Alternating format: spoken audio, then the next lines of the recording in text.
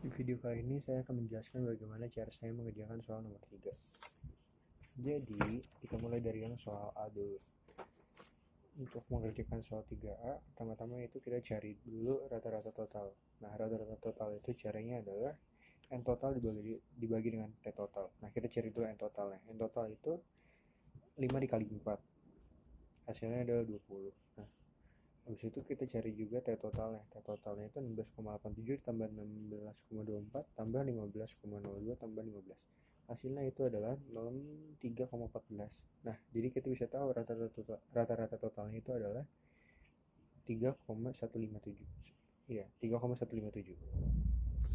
Lalu setelah itu kita cari SSB-nya, itu jumlah kuadrat antar grupnya. Nah, untuk mempersingkat waktu saya jelasinnya langsung jawaban aja. Jawabannya adalah 0,51898.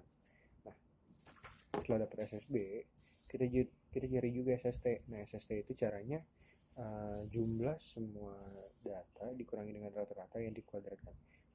Nah, itu dapat hasilnya itu 0,81062. Nah, itu SST-nya. Lalu kita cari juga namanya SSW atau jumlah kuadrat dalam grupnya.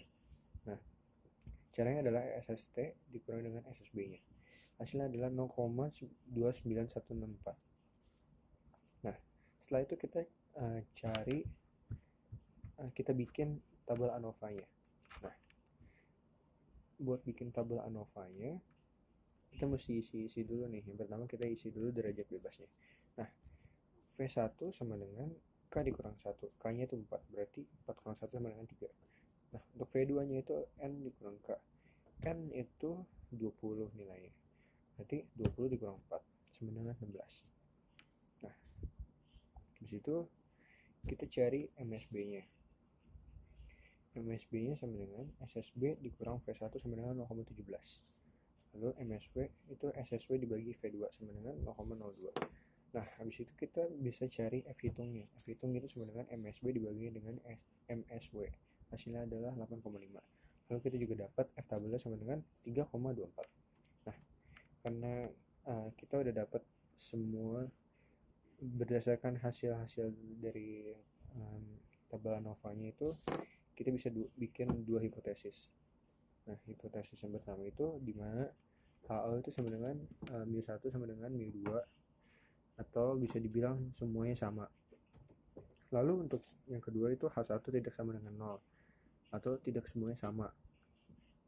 Nah, buat pengambilan keputusannya itu jadi nilai F hitung lebih besar nilainya daripada F tabel. Nah, ini menunjukkan bahwa terdapat adanya pengaruh perbedaan varietas terhadap jumlah produksi rami, sehingga perlu dilakukan uji lanjutan dengan LSD. Nah, untuk yang 3B kita perlu menghitung yang namanya LSD. Nah, LSD itu rumusnya adalah T alpha, V2 dikali dengan akar 2 MSW per NI. Jadi hasil akhirnya adalah 0,14. Nah, setelah itu kita bisa lihat, kita bikin tabel. Kita bisa lihat kalau misalnya di varietas A sama B itu nilai rata-ratanya itu di atas dari F tabelnya, yaitu 3,24, di atas 3,24. Nah, sedangkan varietas C dan D itu nilai rata-ratanya itu di bawah 3,24. Nah, itu artinya notasi varietas A dan B itu notasinya B. Kalau misalnya varietas C dan D itu notasinya A.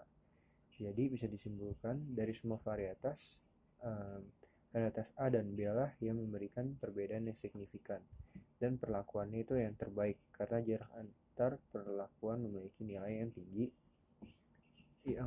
lebih tinggi dari BTN.